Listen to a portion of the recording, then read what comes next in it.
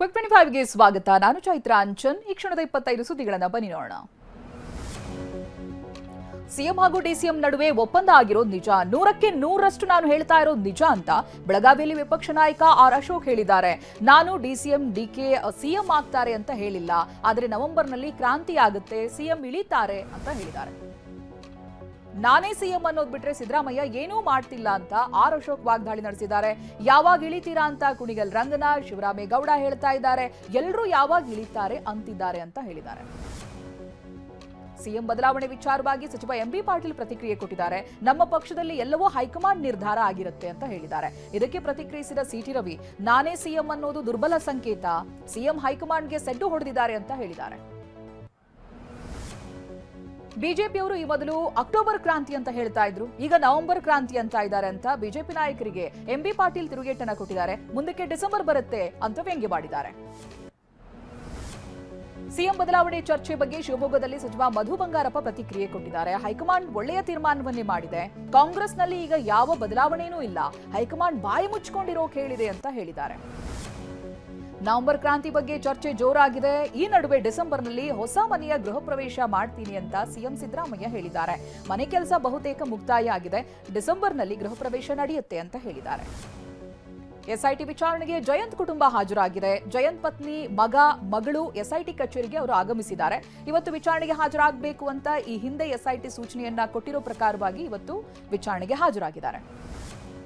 ಬೆಂಗಳೂರಿನಲ್ಲೊಂದು ವಿಚಿತ್ರ ಪ್ರಕರಣ ಬೆಳಕಿಗೆ ಬಂದಿದೆ. ಸೈಕೋಪಾತ್ ಪತಿರಾಯ ಬೆಡ್ರೂಮ್ನಲ್ಲಿ ಸೀಕ್ರೆಟ್ ಕ್ಯಾಮೆರಾವನ್ನ ಫಿಕ್ಸ್ ಮಾಡಿಕೊಂಡಿರೋದು ಪತ್ನಿಗೆ ಗೊತ್ತಾಗಿದೆ. ಅನಂತರದಲ್ಲಿ ಪತ್ನಿ ಜೊತೆ ಲೈಂಗಿಕ ಕ್ರಿಯೆ ರೆಕಾರ್ಡ್ ಮಾಡಿದ್ದಾನೆ ಅನ್ನೋದಾಗಿ ಪತಿ ಸೈಯದ್ ಇನಾಮುಲ್ ಹಕ್ ವಿರುದ್ಧವಾಗಿ ಪತ್ನಿ ಪೊಲೀಸ್ ಠಾಣೆಯ ಮೆಟ್ಟಿಲೇರಿದ್ದಾರೆ. ಖಾಸಗಿ ವಿಡಿಯೋ ಸೆರೆ ಹಿಡಿತಾ ಇದ್ದ ಪತಿ ಪತ್ನಿಗೆ ಬ್ಲಾಕ್ ಮೇಲ್ ಕೂಡ ಮಾಡ್ತಾ ಇದ್ದಂತೆ, ಸ್ನೇಹಿತರೊಂದಿಗೆ ಮಲಗಬೇಕು ಅಂತ ಒತ್ತಾಯ ಮಾಡ್ತಾ ಇದ್ದಾನೆ ಅನ್ನುವಂಥ ಆರೋಪ ಕೂಡ ಕೇಳಿ ಬರ್ತಾ ಇದೆ. ತನ್ನ ಪತ್ನಿಯ ಖಾಸಗಿ ವಿಡಿಯೋವನ್ನು ದುಬೈನಲ್ಲಿರುವಂತಹ ಸ್ನೇಹಿತರಿಗೆ ಶೇರ್ ಕೂಡ ಮಾಡ್ತಾ ಇದ್ದ ಅಂತ ದೂರಿನಲ್ಲಿ ಹೇಳಲಾಗಿದೆ. ಬೆಡ್ರೂಮ್ನಲ್ಲಿ ಕ್ಯಾಮೆರಾ ಇಟ್ಟ ಆರೋಪವನ್ನು ಎದುರಿಸ್ತಾ ಇರುವಂತಹ ಸೈಯದ್ ಇನಾಮುಲ್ ಹಕ್ ಎರಡನೇ ಮದುವೆ ಆಗಿದ್ದಾನೆ ಅಂತ ದೂರಿನಲ್ಲಿ ಹೇಳಿದ್ದಾರೆ. 19 ಹೆಂಗಸರ ಜೊತೆ ಸಂಬಂಧ ಇದೆ ಅಂತ ಹೆಂಡತಿಗೆ ಹೇಳಿದ್ದಂತೆ. ಎಫ್ಐಆರ್ ದಾಖಲಾಗ್ತಾ ಇದ್ದಂತೆ ಆರೋಪಿ ಪರಾರಿಯಾಗಿದ್ದಾನೆ. ಶಿವಮೊಗ್ಗದಲ್ಲಿ ತಾಯಿ ಮಗಳು ದುರಂತ ಅಂತ್ಯ ಕಂಡಿದ್ದಾರೆ. ಮಗಳನ್ನ ಮಚ್ಚಿನಿಂದ ಕೊಚ್ಚಿ ಕೊಂದ ತಾಯಿ ಅನಂತರದಲ್ಲಿ ಆತ್ಮಹತ್ಯೆ ಮಾಡಿಕೊಂಡಿದ್ದಾರೆ.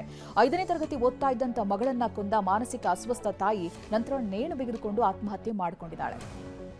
ಉತ್ತರ ಪ್ರದೇಶದ ಆಗ್ರಾದಲ್ಲಿ ನಡೆದ ದುರ್ಗಾ ವಿಸರ್ಜನೆ ವೇಳೆ ಭಾರೀ ದುರಂತ ಸಂಭವಿಸಿದೆ. ದುರ್ಗೆಯ ಮೂರ್ತಿಯನ್ನ ನೀರಿನಲ್ಲಿ ವಿಸರ್ಜಿಸುವಂತ ವೇಳೆ 3 ನೀರಲ್ಲಿ ಮುಳುಗಿ ಸಾವನ್ನಪ್ಪಿದ್ದಾರೆ. ಕೈರಗಲ್ ಗ್ರಾಮದಲ್ಲಿ ದುರಂತ ನಡೆದಿದೆ. ಇನ್ನು ಶ್ರೀಲಂಕಾ ಜೈಲಿನಿಂದ ತಮಿಳುನಾಡಿನ 15 ಮೀನುಗಾರರನ್ನ ಬಿಡುಗಡೆ ಮಾಡಲಾಗಿದೆ. ರಿಲೀಸ್ ಬಳಿಕ ಚೆನ್ನೈನ ವಿಮಾನ ನಿಲ್ದಾಣದಲ್ಲಿ ಬಂದಿಳಿದಿದ್ದಾರೆ. ಫೆಬ್ರವರಿ 19ರಂದು 2, ಜುಲೈ 13ರಂದು 7 ಜನ ಮೀನುಗಾರರು, ಅನಂತರದಲ್ಲಿ ಜುಲೈ 21ನೇ ತಾರೀಕು 2 ಹಾಗೆ ಆಗಸ್ಟ್ 8ನೇ ತಾರೀಕು 4ರನ್ನ ಶ್ರೀಲಂಕಾ ಬಂಧಿಸಿತ್ತು. ಚೈತನ್ಯಾನಂದ ಸರಸ್ವತಿ ಸ್ವಾಮೀಜಿ ಲೈಂಗಿಕ ದೌರ್ಜನ್ಯ ಪ್ರಕರಣದಲ್ಲಿ ಬಂಧಿಸಲಾಗಿರೋ 3 ಸಹಾಯಕಿಯರು ವಿಚಾರಣೆಯಲ್ಲಿ ಮಹತ್ವದ ಮಾಹಿತಿಯನ್ನು ನೀಡಿದ್ದಾರೆ. ಸ್ವಾಮಿ ಚೈತನ್ಯಾನಂದ ಸರಸ್ವತಿ ಸ್ವಾಮೀಜಿ ಅಣತಿಯಂತೆ ನಾವು ನಡೆದುಕೊಳ್ತಾ ಇದ್ವು, ವಿದ್ಯಾರ್ಥಿನಿಯರ ಮೇಲೆ ಒತ್ತಡ ಹಾಕ್ತಾ ಇದ್ದೆವು ಅಂತ ಹೇಳಿದ್ದಾರೆ. ಉತ್ತರ ಪ್ರದೇಶದ ಬರೇಲಿಯಲ್ಲಿ ಲವ್ ಯು ಮೊಹಮ್ಮದ್ ಫ್ಲೆಕ್ಸ್ ವಿವಾದ ತಾರಕಕ್ಕೇರಿದೆ. ಸೆಪ್ಟೆಂಬರ್ 26ನೇ ತಾರೀಕು ನಡೆದಂತಹ ಘರ್ಷಣೆಯನ್ನ ಖಂಡಿಸಿ ಇವತ್ತು ಮುಸ್ಲಿಂ ಸಂಘಟನೆಗಳು ಜಾಥಾ ನಡೆಸಲಿವೆ. ಈ ಹಿನ್ನೆಲೆಯಲ್ಲಿ ಬರೇಲಿಯಲ್ಲಿ ಬಿಗಿ ಪೊಲೀಸ್ ಬಂದೋಬಸ್ತ್ ಕೈಗೊಳ್ಳಲಾಗಿದೆ. ಫ್ರಾನ್ಸ್ನಾದ್ಯಂತ 200 ನಗರಗಳಲ್ಲಿ ಬೃಹತ್ ಮುಷ್ಕರಗಳು ಮತ್ತೆ ಪ್ರತಿಭಟನೆ ಭುಗಿಲೇಳ್ತಾ ಇದೆ.